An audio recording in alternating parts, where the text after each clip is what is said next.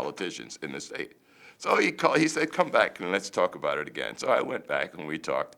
And he says, I won't do that anymore. And he didn't. So eventually I became deputy mayor of New York. I became head of all of our hospitals. We had 17 municipal hospitals. I was the head of all of our hospitals there. But the opportunity for that was really sown here, was sown in the confidence that we got. I don't think people realize the role that confidence has in one's own ability to perceive, to conceive, to think, to dream. I don't think anybody ever thinks, because we were taught as little kids, except by our teachers, that we were inferior to whites, for example. Well, you grow up, you hear this all the time. You hear this all the time. You hear that we were not as smart as whites. This is something we grew up with. The self-doubt that engenders in you over time was only, in our case, offset by our African-American teachers, who also drummed into our heads that we were as good as anybody else. But as you go along in life, I went to UCLA for graduate school, for example.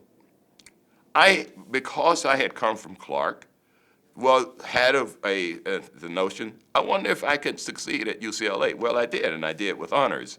But you have all of these things that are sown. The way in which we were treated had such a dehumanizing impact on our psyches that it took a lot of working out of that. But I think it was that generation of us who came in and decided, no, we're not going to follow our leaders. No, we're going to set our own terms. Yes, we are going to change things. And yes, we're going to do it as we want to do it. And we will listen when we think that we need to listen. But otherwise, we're going to do it ourselves. And I think that's what you got.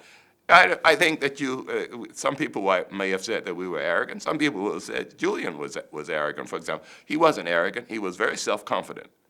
He was very self-confident, and you could see that. And I think that all of us gained energy from each other. And all of us, as we moved along, helped each other. But it was bigger than just us as individuals. It was for our whole family of people who had been so mistreated over all of this time.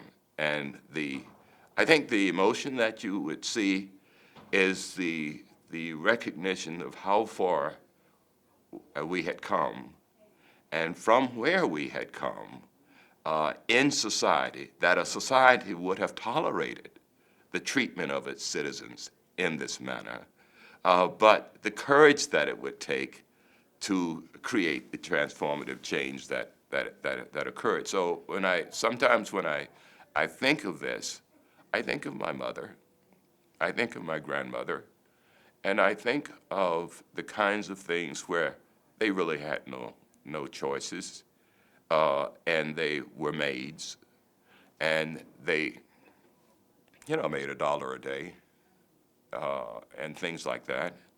And if you look at the way in which when I went to Africa and you look at the same kind of pattern playing out there, then you see that it's bigger. It's bigger even than the way in which we were treated here. There was a much bigger set of issues that confronted us all, and we needed to look at this as a larger set of issues, because when I went to South Africa, after having refused to have gone for those years, and when I went with my wife, who was Chief Justice of the Georgia Supreme Court, meeting with the Chief Justice of the South African Supreme Court, I cried.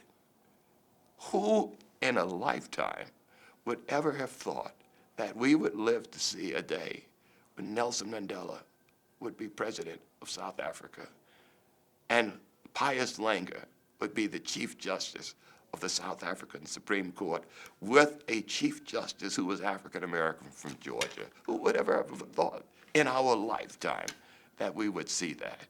And my grandmother would have said, boy, you've lost your mind. Okay, I'm going to take a little bit break here.